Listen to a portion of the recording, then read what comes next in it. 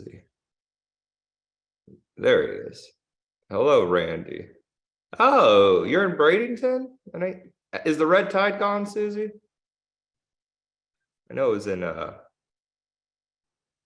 Sarasota. The red tide. We're already getting red tide here, the beaches. Oh, I hate that shit. What's the scientific term for it? I forgot what it's called, but they said it's going to be the worst one maybe ever. This year? Yeah. Three times the size of the United States floating out there at the sea, coming straight from Florida. Well, you know, we have the Monsanto fertilizer plant. That's what did it the other year. That's what makes it worse in the Gulf. That's why you get all the dead fish. Mm-hmm. It smells, you cough, it kills the tourism. But we're already getting it. Usually you get it when it's like super hot and summertime, but we're already getting it, which is crazy. Oh man, I'm going to the Keys. I'm going to the Keys next week. Hopefully it's okay. Yeah, you'll be good in the Keys. You got water the current everywhere over there. I'm not wearing green. Thankfully, no one's here to pinch me. You're going to be out tonight, though. I'm guessing. I'm going to take a gander and say you're going to be out somewhere in the streets. I will, but I don't drink Jameson.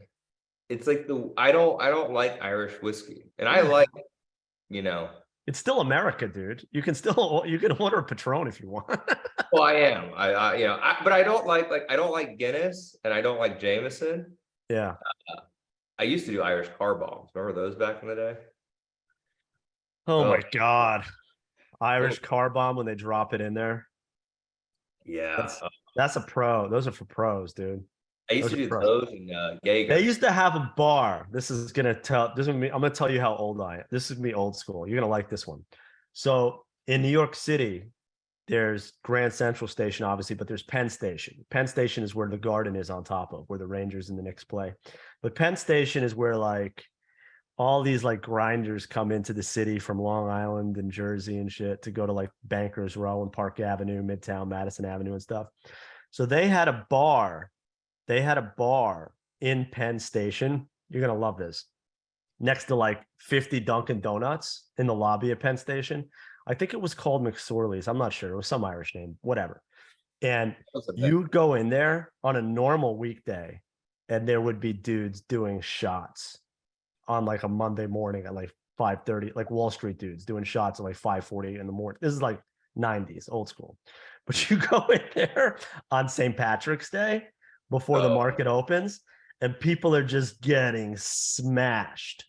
6 o'clock in the morning, 6:30 in the morning. New York City, baby. Well, if we have to market action, we know who to blame then, huh? The drunks at Penn State. Reality, bro. I mean, like you got to live a little life. You can't just live in a bubble. That's McSorley's.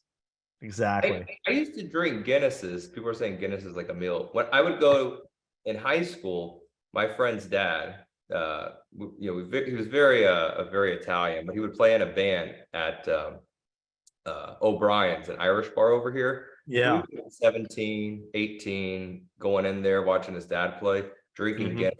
And like, that was like almost like my real first beer like experience was Guinness. Like the fucking toughest thing to drinking back in the day. We played darts and all. It was great. And this is what, probably 17, 18 or so. But I don't drink Guinness much. I just never think of it anymore. You had your first beer at 17? No, like when I first started drinking. Oh, I was gonna say, you were a good boy. No, I'm talking like drinking on like the regular, like not every night, but like often. I thought you were running with the bad boys like me. We were like 12 years old, 13 years old. Like I think we were like in 6th grade, 7th grade. I don't even know, but it wasn't late. It was very early. Bad. Well, that's when I started going out. Like all night. Yeah. No, I get it. Florida kids start earlier at everything, but so do like city kids. Anyways, markets, right? I mean, we are the rare commodity of the air. People that are new to this show, they think that this might be like the round table or something that I go on. Oh, are you going to give me your favorite ETF and 10 stock picks, Jeff? I don't know, man. I think they show up at 9 o'clock thinking I'm going to explain to them what the Fed discount window is. I don't want to talk about the Fed discount window this morning. I don't care. I'm never going to trade in it. They're never going to invite me to the Fed discount window. Say, Jeff Santaneri, will you be here at 9:45 to post your collateral? That's never going to happen. Oh, I got a fun story. So I don't know if you've been following like the bank fit. Like this is kind of like a fun parable story, but it leads into trading. So the Silicon Valley Bank, right? There was an article in the Wall Street Journal this week that Goldman got a call from the cronies at Silicon Valley that were like, yo, we're freaking broke. We need money. We need cash. And so Goldman was like, let me look underneath the hood. And they knew that they had shit. So they were like, we have an idea. We will buy some of your shit, which were their bonds, at like 20 cents on the dollar. So it's like an automatic home run sweetheart deal because it belongs to Goldman Sachs at this point. But also, we're going to tell you guys that you should sell some stock. You should do a secondary offering of your bank, and we will be the underwriter. So we'll make money buying your shit, and then we'll make money dumping your shit stock on the planet and make them buy your secondary. This was literally, Lance, the night before they went out of business, that the Fed seized their bank, right? Goldman is nefariously like, this is why they're called the vampire squid.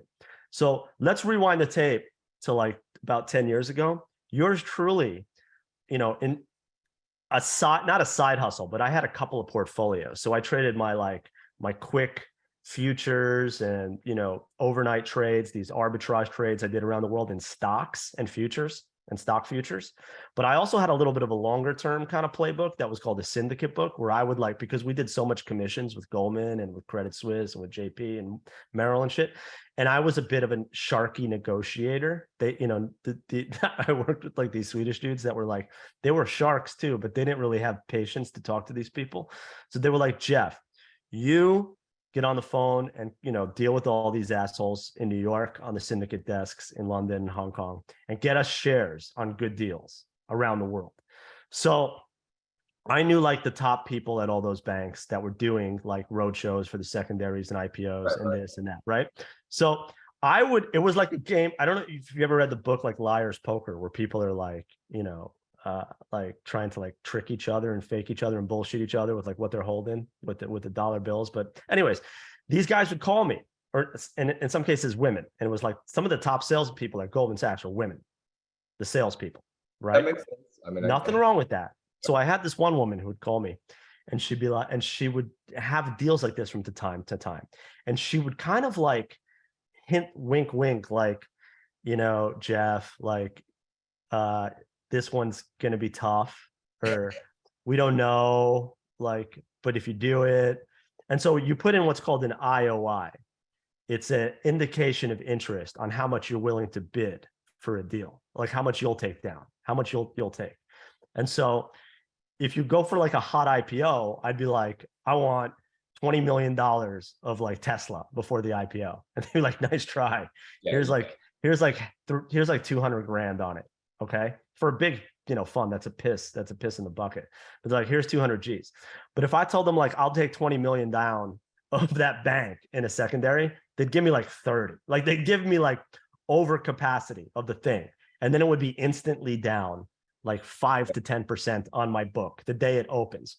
So we had a couple of the deals in 08. And this is kind of like, I don't even know if I should be talking about this, the banking crisis, where they would come to me and they would be like, can you take this bank, this, because, and this is where I'm going to get to the point for this situation, and something I really want people to understand that are trying to bottom pick banks. All these banks are going to try to sell stock. They're going to try to improve their capital ratios. They need cash, they need money. And the easiest way to make money is to sell their stock instead of selling their company outright. So anyway, so these guys would call me, or this woman would call me. And in some situations, I would just be like, I'd be looking at the stock and I'd have to decide like within a couple of minutes. And I'd be like sitting there, like snapping at my buddy on the side. I'd be like this, I'd go like this. And that means he would start hitting this, like he would start shorting. He would start hitting the bid. I'd go like this. If I went like this, it means take it, lift it. If I went like this, and I'm talking on the phone, they would start my colleagues would start smacking the shit out of the stock because they knew that the thing was going to be down automatically. But anyways, if I got a call about this Silicon Valley Bank after this news was out, the night before this thing went down, I would have been like, I get salty with the language. I would have been like, you blah, blah, blah, blah, blah, blah, blah, blah, blah. Put that on the, and I used to joke with her that, that I wanted to talk to her father. Put your dad on the phone, which meant the boss, the head of the desk. Say, give me your dad. I'm done talking with the child. I don't want to talk to the daughter anymore. I want to talk to the father. Put dad on the phone. And then we're like, how are you guys trying to rape us, rip us, kill us, blah, blah, blah, blah, blah, blah, blah.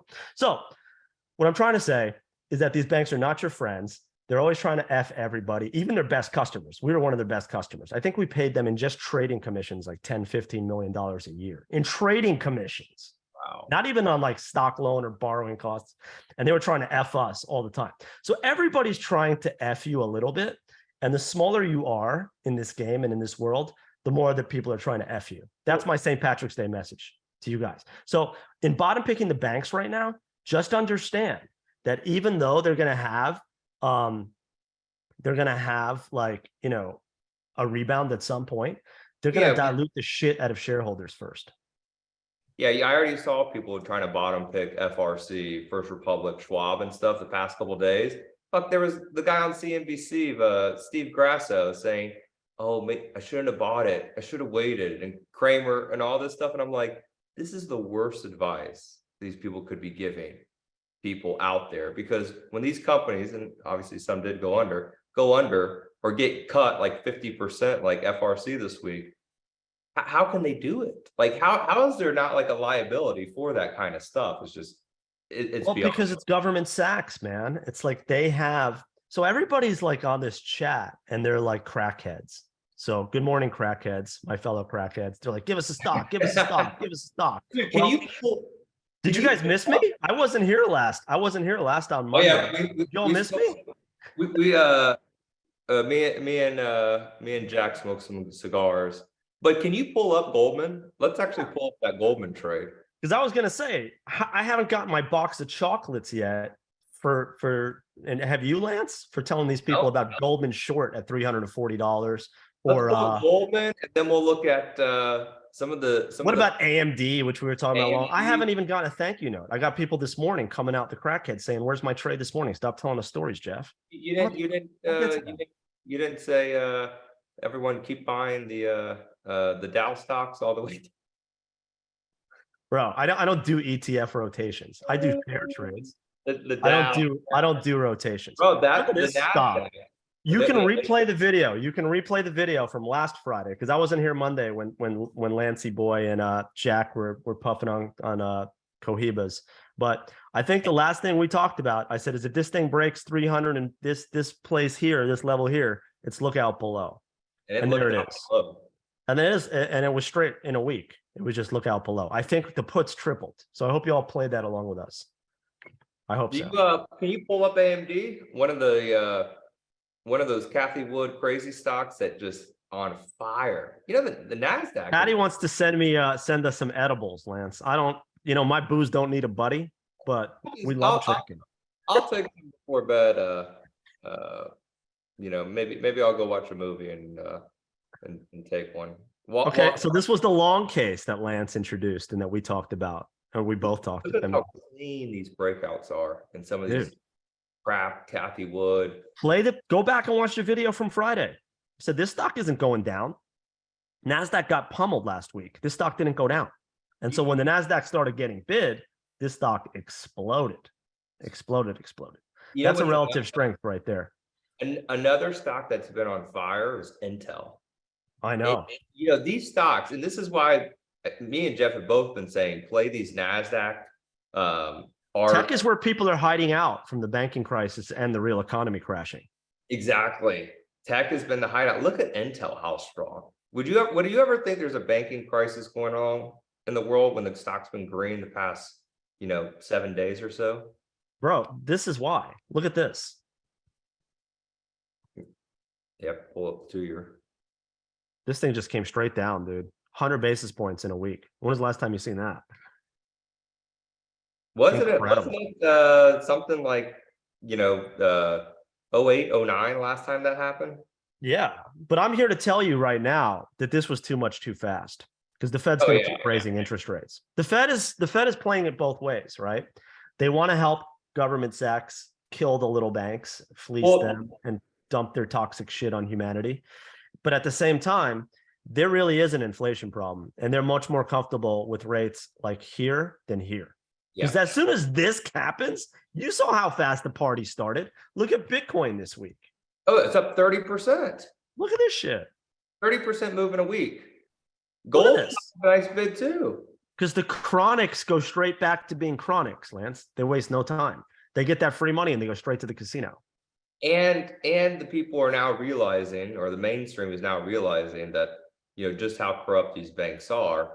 And Yellen came out yesterday saying, hey, we don't know if we'll support the local regional bank, but we were going to support the Goldman Sachs, the JP Morgan, the Wells Fargo. She basically said that to Oklahoma senator guy. So there you go. Who She's has a crony. confidence? Who She's has a crony. She's former Goldman Sachs, but who has confidence in the financial system? You're seeing it right here. Not a lot of people, because they're buying gold, they're buying Bitcoin. Let's look at gold. Gold is interesting because I'm starting to hear the talking heads getting crazy about gold again, right? I am too, Jeff, but at the same time, I will say, and I made a note on my Telegram. Are you bullish gold? I'm Well, asking. I made a note on Telegram yesterday. I was actually looking for a move to 2000 in gold. And so if you aren't part of the Telegram, maybe someone could post a link in the chat. But that's it. Look at the move today in gold, up $30. I think we see 2000. I don't think you're wrong, man. But I'm looking at this thing as like this is resistance. Not on. It's been like 2000's been like a hard stop for years now, right? Yep. It's got a for me. I'd rather own this thing at 2100 if that makes any sense. Well, here's how I look at it. So gold was hovering around 1800 for the longest time, and even this year after a nice rally to start off the year. Yeah, I'm thinking the new base in gold yeah. is 2000. So we went from 1800 to 2000 as the new base. I think that's actually a very nice and healthy move for gold because let's be honest, gold has So the high in 2020, right? The high was made in August of 2020, which was like the height of COVID, like taking rates to zero, inflation started going cooking like nuts, right? And we went to $2,075 per ounce on gold. I don't think it's unreasonable to think we retest that. I'm just not sure how much upside you have from there. I don't know if it breaks it clear, it could go to 3,000, but it could also fail right back if rates start going back up. Yep. Next week's a big week. Next week's a big week. Next week, I think is one of the most important weeks. Well, I feel like is so far of the year, you know, with the Fed. Did anyone take any gold calls yesterday or GLD calls from the Telegram mention? I was looking for some. I didn't see much at the tape though, but gold, nice move today. So people are asking, I had a burn notice. We're getting cooked in pre-market in NVIDIA, short it. But I told you guys, don't cover this morning. Let's hold that thing into the afternoon. It's one of the S&P rebalance stocks actually today that they're selling NVIDIA into the close to make room for some other stocks. But I think it got upgraded. I like going against analysts though. That's one of my trading strategies. It got an upgrade. So they're going to have like a last capitulation hurrah this morning in NVIDIA. Oh, you know, I think Kramer was pumping it too. I'll fade it. We're going to take a little bit of heat this morning, but I think it's a bit stretch in the short run. This is a short-term trade. I'm not like, you know, here investing. The inverse Kramer has been one of the best strategies.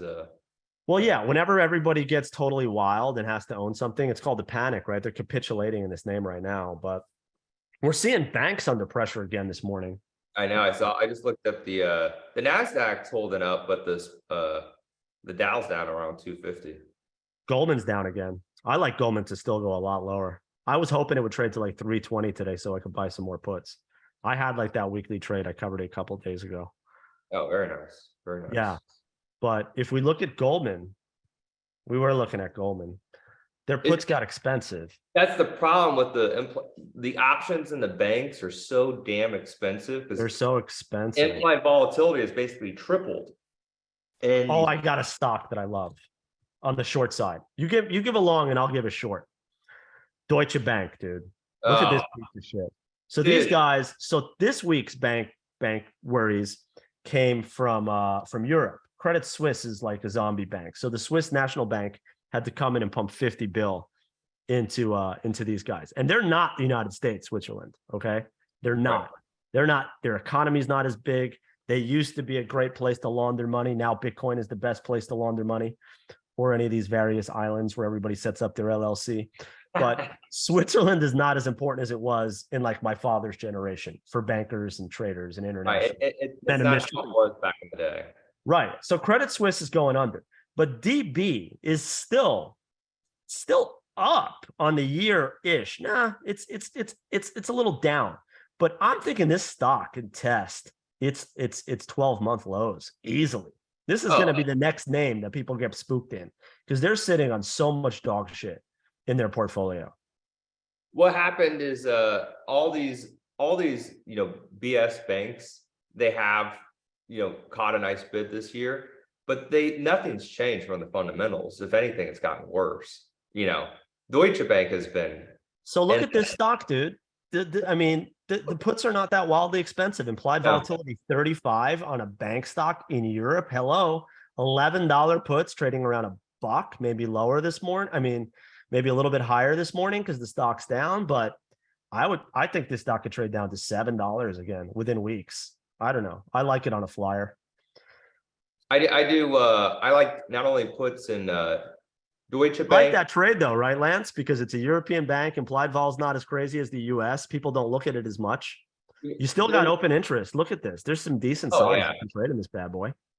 If you pull up Barclays, BCS. Yeah. Look at that. Let's wait for this chart to load here. But I was looking at puts in this actually the other day. Puts aren't expensive at all. Look at the because the European, it's the European effect. Yeah.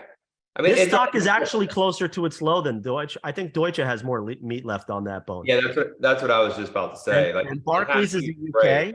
The UK has done a lot of like separating since Brexit, like the banking sector in particular. But like Deutsche Bank trades with Credit Suisse all day long. So they have a lot of counterparty risk to Credit Suisse, Deutsche Bank, because of euros. Remember, Barclays trades to gilt. They trade the pound mostly, but all these euro dollar isn't just is a bond. They trade with Credit Suisse. So Deutsche Bank's, they're sitting on a nuclear time bomb, in my opinion. That exposure is definitely going to hurt. But I think a lot of these, UBS, another one, a lot of these banks are just going to continue to get sold off. There's really no bull case that will. I don't think they're going to be public companies. I think they're going to be they're going to be utilities for these countries. They're not going to go away. They're just going to wipe out all their shareholders. Hey, I think footholders. I think you're seeing that move though in the crypto to kind of justify it. That's been a crazy bit in some of those crypto stocks and currencies out there. But let's coin. What do you think of coin? I've been looking at this one. I'm wondering what to make of it. I was gonna buy 5% pre-market too. The only problem with it, like pull up the April options. They're just so expensive. Like let's pull up the in coin 75s. 75s, yeah.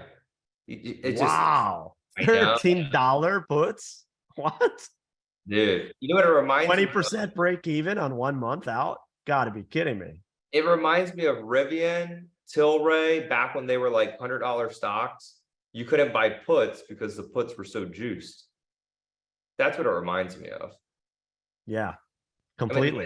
Stock, look at the chart. The stock got a crazy bid. I'll tell you what.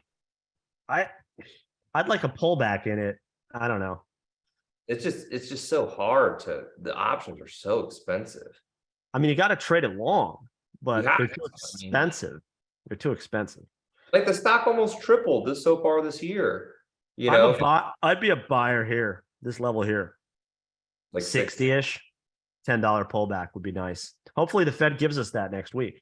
That's why next week is so big. And I'm taking a vacation, a mini vacation. I'll still be trading and stuff and doing updates, but probably from a boat, Lance style.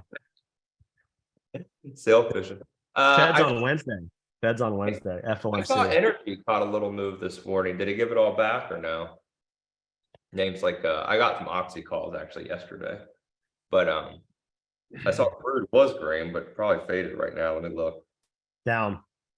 Wow, what a reversal. But It's the market, option. It's triple witching today too, man. It's triple it is. witching.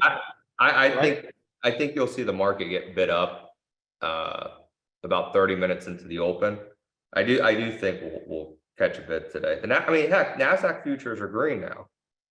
You know, Nasdaq futures are always green this week.